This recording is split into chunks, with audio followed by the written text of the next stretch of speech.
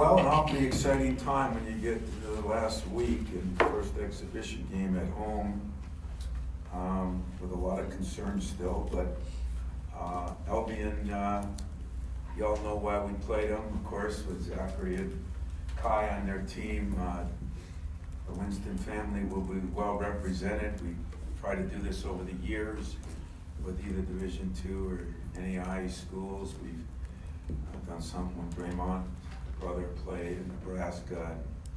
I guess we did something with Northern Michigan for me. So it was brought to my attention, not by the Winstons, but it was a very good thought. And Albion, we have a lot of friends and people that went there, and I think this would be good. Gives the three brothers a chance to play, and they played some pickup here this summer. But in Albion, they did have a team that was like 19-10 or 11 or 9, I think they were. They went to the MIAA tournament. They won the championship there. They got two really good players back. A kid named Davis, a little guard, averaged almost 14 a game, quick, lightning quick. And a forward named Ebling, a lot better than our Ebling.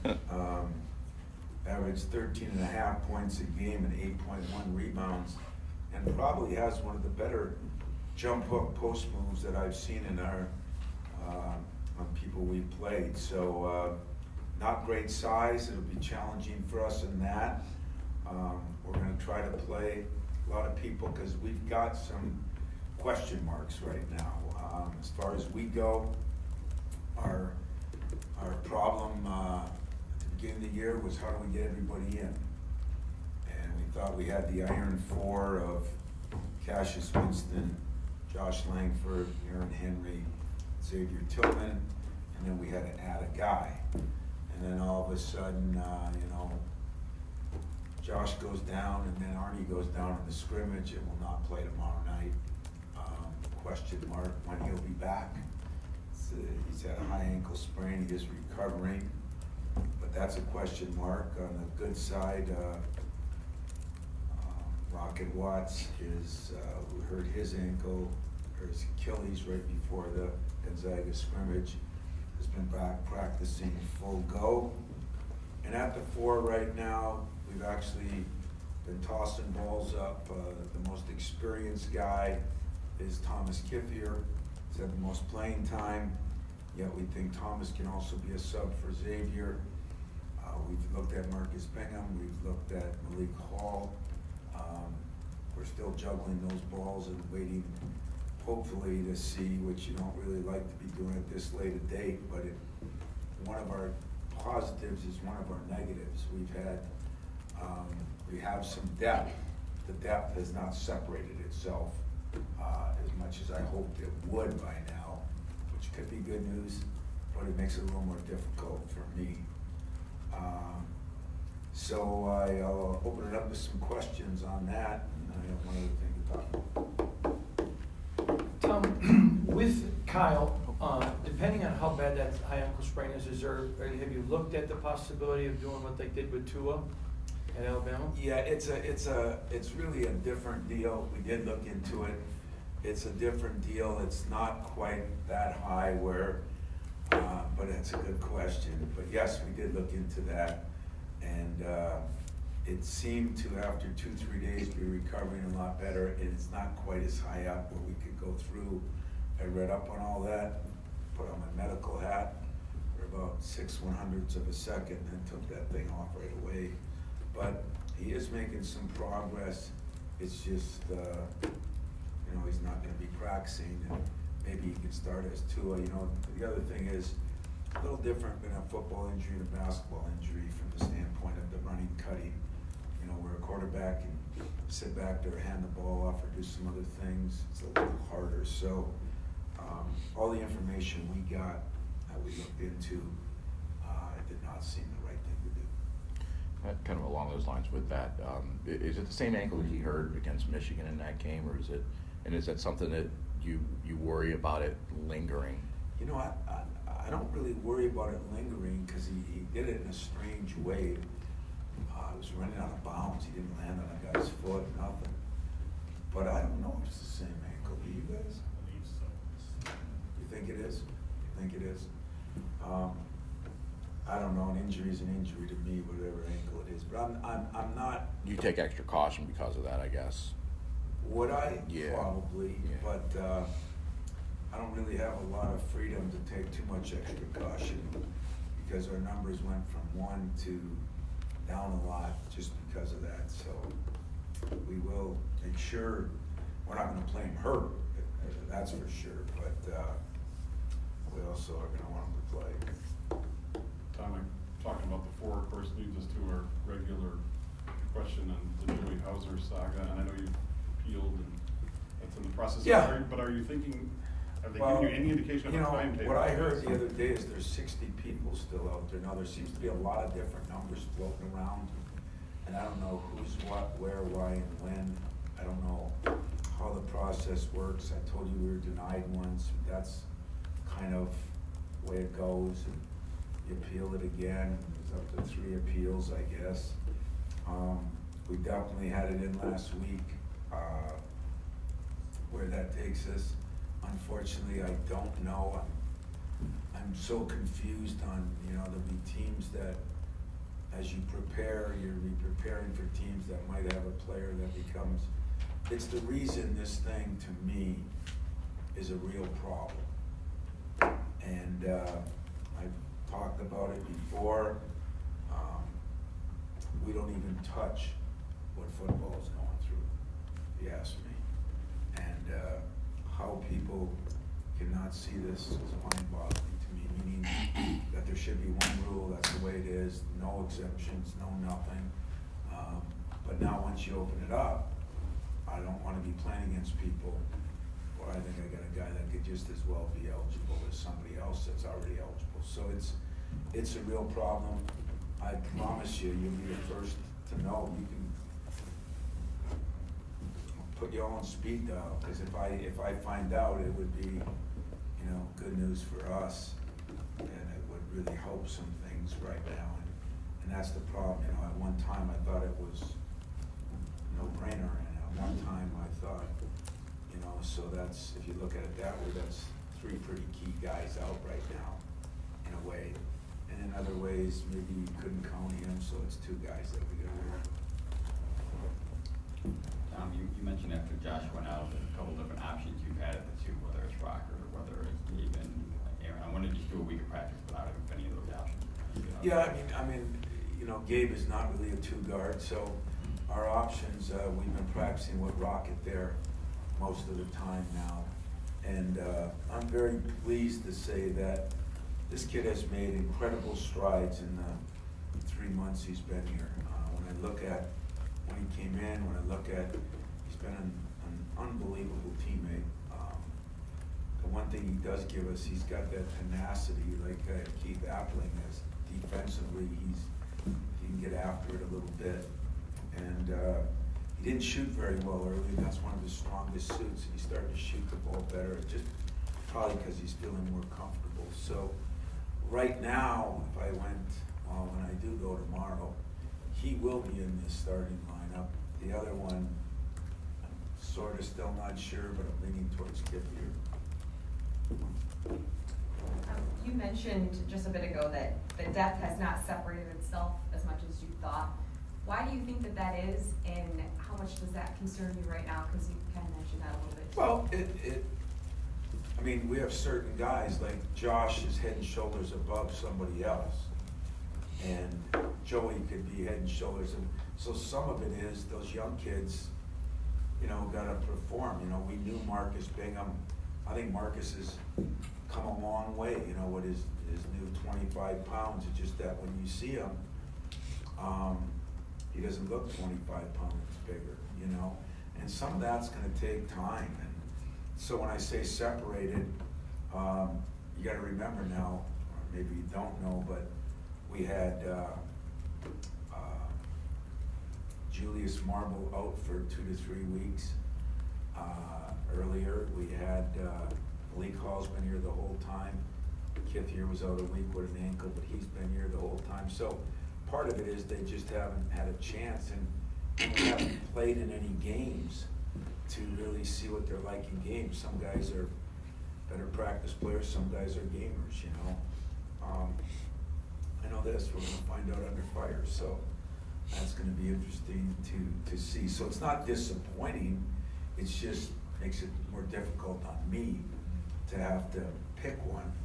And so I gotta go with what I think is best, my staff thinks is best.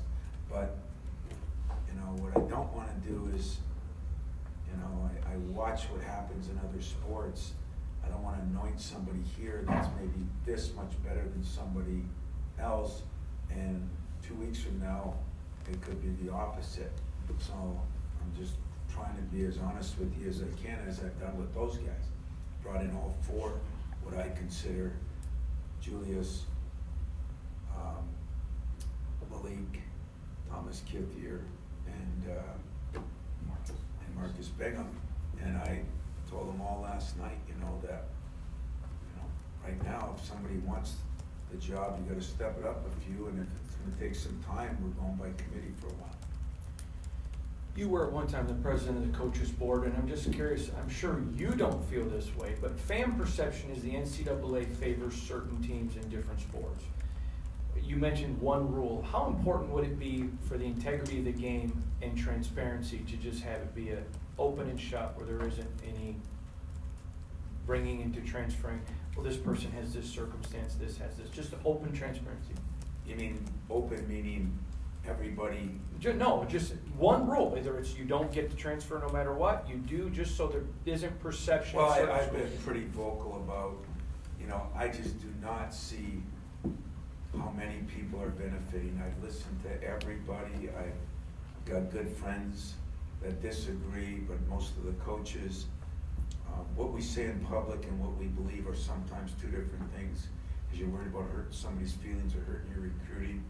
I'm so far beyond that. I'm worried about what betters the game and what betters the student athlete. And this concept that everybody should be able to change jobs like that, to me, is a joke. Okay, to me is a joke. But, and if we're talking academics, I don't care if you transfer from Northern Michigan to Hillsdale, from Michigan to Michigan State, Harvard to Yale, you're probably gonna lose some credit hours. And so I think we've done a disservice, as always, and look what looks nice out in front, the unintended consequences become more critical. And we're sitting here, and there's a lot of schools out there, worse than us, that have no idea who they're gonna play against. And I'm just, you know, I look at the bylaws and the rules and the exceptions and the this and the that, and I don't agree with it all. So whether Joey Hauser gets eligible or not doesn't change, you know, so you'll say what a hypocritical guy you are. You know, if your guy makes it, you're happy with. No, I'm not. But what I'm not happy with is if my guy doesn't get it and other people are getting it, that I'm not happy about, okay? But I can't tell you how much I still believe that when we had, I think in football last week, I think in 1 week there were like 58 or 60 people in the portal. If I hear that word portal, if I use that anymore, somebody shoot me, okay? I hate that word portal. I think it's ridiculous, but that's where we're at right now, and I just hope enough of us can make people realize, I don't know if it's healthy for anybody. And don't mince like y'all do half my words. Okay, don't pick apart so that the narrative fits your story or somebody else's story. Because I'm just saying, more than anything, I think it hurts the student athlete. It makes you not work for things. It makes you not appreciate things.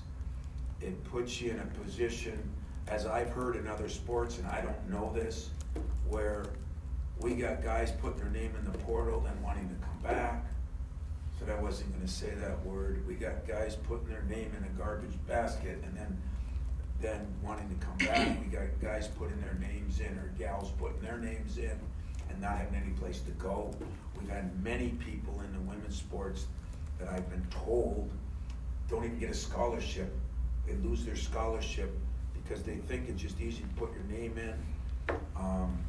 It's really sad what this has come to, and I don't know if anybody realizes it, but most of you are in the mid-millennials. You know, you're not the 22, 23, 24, few you are, but if you're in that mid-range, it shocked you how much it costs to go to school now. And that scholarship is worth something. The education you get is worth something. And I think we're kind of devaluing that. And I think that's a shame, that we devalue something that is so critically important to 99% of all athletes. And that scares me. So, big soapbox topic. Next. Tom, you obviously are going to beat down two of your more experienced wings for the foreseeable future. How does Aaron Henry kind of step up in that situation? Not necessarily as the two guard, but as one of the more experienced wings. Yeah. Well, I mean, we had, like I said, the Iron Four. We had four guys that we had not only confidence in, but they had experience, and they all played in big games. I mean, significant. And that was Cash and Josh and Aaron and Xavier. And you take one out of there, we still have three very experienced guys that have done a lot. But Arnie brings that partial experience to the table. And I mean, hell, we could start two freshmen in those two spots. And so everybody's got to step up. Coaches got to step up. Players got to step up. The rookies got to step up. Everybody's got to step up. But it's also what an opportunity for people. You know, you're going to play on some of the biggest stages, and you got the opportunity of a lifetime. And other people are playing freshmen, and other people have injuries. You know, it's not just us. I don't feel sorry for Josh's injury for our team as much as I do for Josh. He's just one of those guys that, you know, I mean, I'd give my right arm to have him play. For him, for what he's done, for what he believes in, for how he acts, for how he works. I mean, he's an incredible kid. So, hard to feel sorry for myself or my team when I got to watch a guy come to practice every day more upbeat than I am, doesn't get to play. That's really hard. So everybody's going to have to step up a notch. Aaron Henry's going to have to step up a notch. Cash Winston's going to have to step up a notch. Xavier Tillman's going to have to step up a notch. And we're going to have to become very, very close-knit, because there'll be some bumps and bruises. You know, there'll be some new people having to go through some things that they never dreamed of going through. They all talk like they wanted to go through it. And now they're going to have to walk what they're going through, and it's harder to walk it than it is to talk it. Tom, with this game versus are you trying to get anything different out of this exhibition versus the scrimmage? Obviously the situation's a little bit different, being at home, different competition. Yeah, but the situation different. What I want to do is play better than we played in the last one. And you can say, well, that's gonna, you know, could happen with the competition. I don't think so. You know, are we running harder? Are we filling our lanes? Are we going to the offensive glass? Doesn't matter if you're going against a fifth grade team or a star team. Those are effort-related things that I thought had to improve. So I'm anxious to see that. Are we going to be mature enough to start playing the game, not the team? You know, we play the game means we got to get better each and every game. There were some reasons, you know, I think guys coming off the Josh thing, I think, you know, Arnie getting hurt. Plus I thought, you know, we played a lot of guys. Those were all reasons, but I also thought Gonzaga was a very, very good team, which I said early. I think we're one of 10 teams. I still think we're one of 10 teams, but I think there's a lot of other teams out there that are awfully good. And first 20 days, you're gonna see a lot of them, back maybe 2, 3, and 4. Kind of want to go back to that ugly word portal again. You've dealt with guys transferring in season. I think back to like Kearney and Cotton. Do you expect that, because obviously Mark's dealing with that in football, do you expect that to be a situation in basketball more now? Because it seems like that's been a rare thing compared to. Yeah, well, they've opened up Pandora's box. There's a lot of things that changed that you're gonna panic over. Like, we're panicking over a couple guys leaving in football. And that was another thing that I was disappointed of. None in here, but I heard one guy talking about it, and they said, well, yeah, he's losing starters. I mean, some guys weren't even on scholarship, so let's make sure we get the facts straight. Oh, that's right, the facts don't matter, but sometimes they do. Football's thing is, to me, outrageous, because they have you play 4 times, so that makes it a lot different than basketball. But what we see in basketball, what will they do with that rule? You're supposed to be able to play in so many games in the first half of the season. Are we gonna see guys go 6 games? Now, you're supposed to have an injury in basketball, but who knows? I don't know where it's going. That's my reason. If you always have an excuse for everything instead of being held accountable to what you gotta do, that's my reason I think we're helping people in the short end. We're winning the battle, but we're losing the war. And the war is a lifetime. And that's why I struggle with this stuff, and I think there's a lot of coaches feel the same way. I just think people are afraid to say anything anymore. I'm not afraid to say anything. I want my guys having a great experience here, but a greater life later on. And I think what we're teaching is not. So what's gonna happen in basketball? This is one time I have nothing over you guys, we're all in this together. This is new territory. I don't like what I think I'm gonna see. In that garbage can, there's been a lot of different things that have happened in all sports. There is an enormous amount of more people in it since we called it that word. I don't see where that's healthy for anybody, but maybe I'm wrong too. I've been wrong before. Maybe I'm wrong. All right, I'm gonna get off of the garbage can. But We're gonna talk about Rocket. You mentioned he's probably gonna start tomorrow night. How prepared? My fault, because I'm usually pretty honest with you. He will start tomorrow. Yeah. Okay, maybe I worded it wrong. Sorry. As a true freshman and a guy, how prepared is he for that sort of role right out of the gate, and not just tomorrow night, but looking potentially next week in that sort of stage? I asked Rocket something the other day. It was really kind of fun. We all know, remember, he was gonna sign, and then he didn't.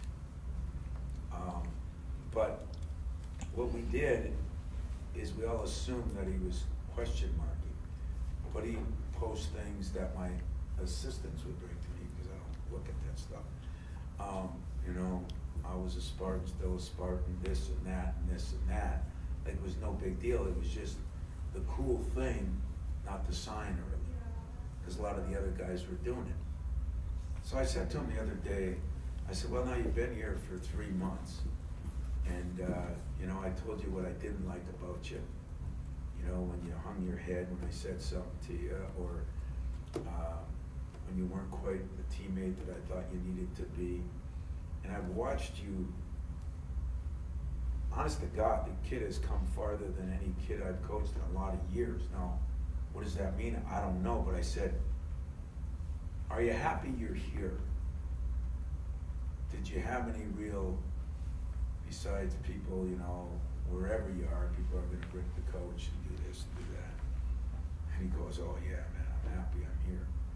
He's helped himself academically. He's become a great teammate. I was laughing yesterday. I said, here's Kyle Ahrens and him kind of you know, Kyle's from the farmlands. I mean, I think there's 100 people in his town, and Rocket's from Detroit, Michigan. And, you know, Kyle was helping Rocket for a month, and yesterday, you know, the last week, Kyle's been the guy sitting out. And I watched Rocket go over to him, and I'm really proud of where he's come and what he's doing, and I don't know if he's ready for the moment. I really don't care if he's ready for the moment. We're gonna get him as ready as we can get him, but we're also gonna understand that he's gonna make the same freshman mistakes as Miles Bridges made and Jaren Jackson made, and, you know, Josh Langford, you know, halfway through his freshman year, you know, we're still getting him to work. Aaron Henry, you know, but the kid has been fun to coach. The kid has been, he's confident without being cocky, and I've been really impressed with what he's done.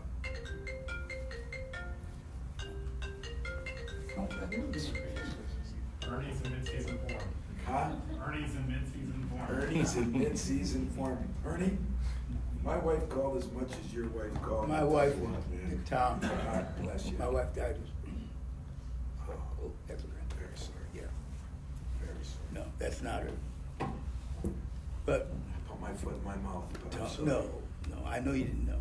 Yeah. But, question, Yes, sir. what are the two most important things you think you learned about your team against Gonzaga? Wow. I learned that if we do not play with energy and emotion, the talent does not make up for it. And if we don't play with the same tenacity we did last year, the talent and experience does not make up for it. That was one thing I learned. And the second thing, after watching the film and realizing that we played 11, 12 guys on a regular basis, and they didn't have that many, that, you know, if I would've had Cassius in there longer, instead of 26 minutes or whatever it was, if I would've played Xavier more, you know, I think it could have been a little different too. So both things were good, especially the first one, because I don't care who you are or what you are, I think you always kind of think that things are just gonna happen because you have the experience for them to happen. Whatever happens, you have to make happen. I don't think on that day we did. Tom, Gabe Brown has a bigger role this year. How has he done in preparing for that role? How's he coming along? Gabe has probably worked as hard as anybody on my team this summer. Gained some weight, worked on his shot morning, noon, and night. Still has got to continually to get better defensively, and he's gotten better on the ball, sometimes off the ball. He's not quite as sharp as I need him to be right now, you know. Maybe loses his guy a little bit, so we've been working on that, but he's worked, and that's all I can ask him. He works and he cares, and I think he's gonna have to be a key guy now. When you look at who we got, when you look at what could happen that first week, you know, depending where Arnie is. I mean, if you took Arnie and Josh out of there, that's 50 minutes minimum, you know. One played 30 last year, one played 20.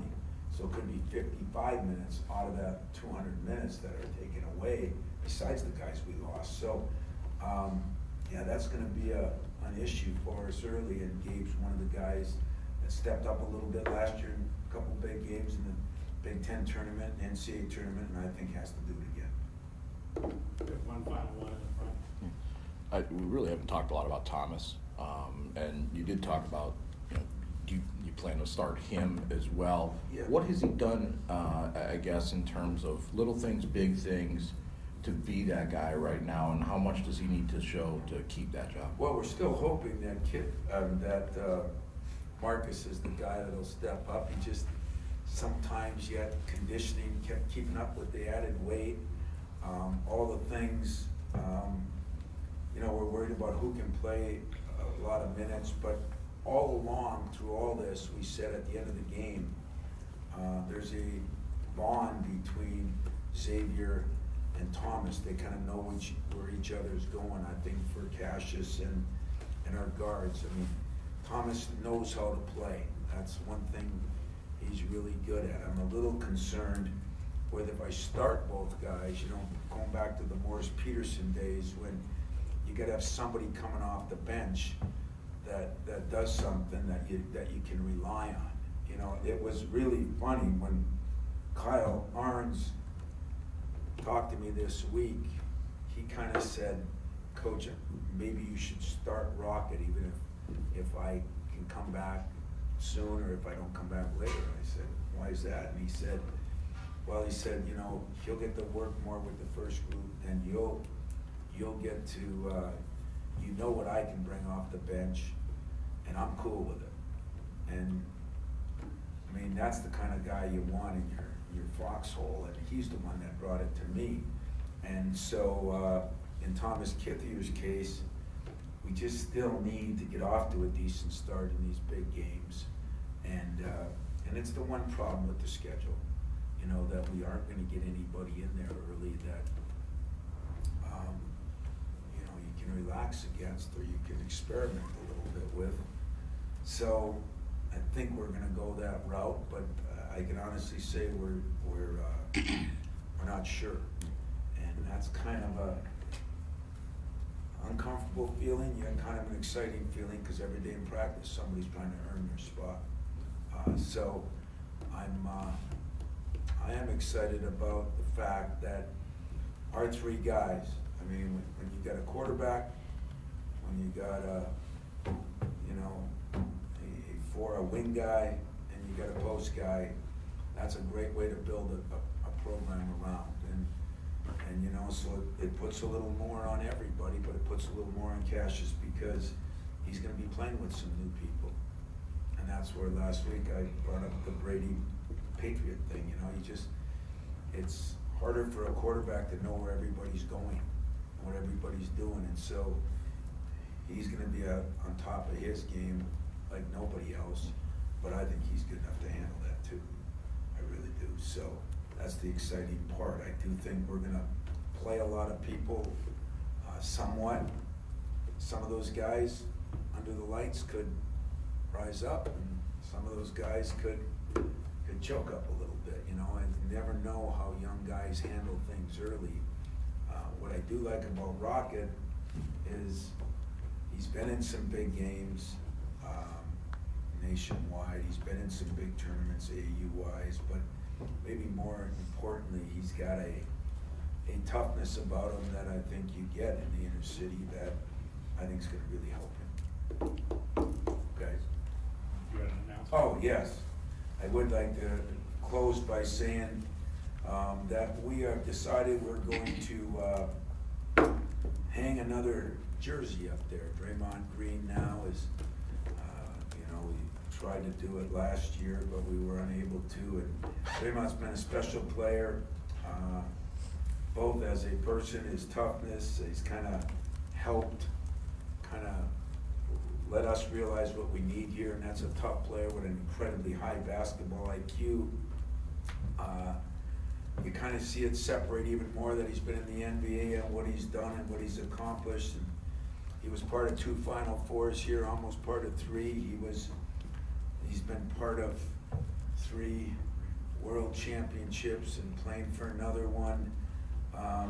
It's well documented that Draymond, when he almost didn't come here, he was going to go to Kentucky, but what he did has been a goal to someday play in the NBA, and he was able to accomplish that here. He kept adding elements to his game. I think I was with Mark Few the other day, and he was still talking about, that 35-point performance at Gonzaga where almost nobody wins, and he added that to his rebounding, which was phenomenal, his passing. He kind of added different things to his game, and throughout all his success, he never forgot where he came from. Michigan State and Saginaw have been very important parts to him. He wants to do all he can do, I think, for both parties, is evident with the money he gave here, with the things he's done up in Saginaw, with going back And again, not forgetting where he comes from. He's always talking to our players about helping them achieve what he's done. He still hangs out with some of the guys that I used to be with here. I think it's been phenomenal, but maybe what's most important to me is my relationship with Draymond has been special, you know. I could yell at him and he could yell at me, and it was unique. Sometimes it was father-son, sometimes it was coach-player, and sometimes it was, now it's friend-friend. But if I don't think he's doing something right, he'll tell me. And when he doesn't think I'm doing something right, he'll tell me. Most people that hide from any confrontation, he's not one of them. And that's what makes it special to me. So he's a guy that's always made other people better. I think that's what our program stands for. He's given me personally so much. You know, the phone calls, the talks, the time I've gone out there. It's been one of those relationships that is second to none to me. And to hoist his banner up there will be a special night. We're going to do it on December 3rd. I hope we live up to what he's given us by how we play. But we've been trying to do this, and this worked out. They're going to be in Atlanta. We're able to fly them up, and then they go from there, I think it is, to Charlotte. And so the date worked out, the timing worked out, the place worked out. And I don't know, maybe he'll hang around, coach the team that night. So I'm excited about that too, and I just wanted to share that with you. It's been something we talked about, and we're trying to work out the logistics of it, and they finally fit in. Any questions on that? Did you say December 3rd at the Duke game? December 3rd. Does that just mean once Xavier's done, nobody will, will Xavier be changing his Yeah, number? you know, we haven't even totally talked about that. You know, not disking Xavier any, but just like all the other guys that have had to give up their numbers. You know, we're gonna have to talk about that, whether Xavier wants to change numbers, whether Draymond will allow him to wear it. I'm gonna have Xavier ask him. I'm not asking him. I don't think he'll get right now. But I'm sure it'll work out one way or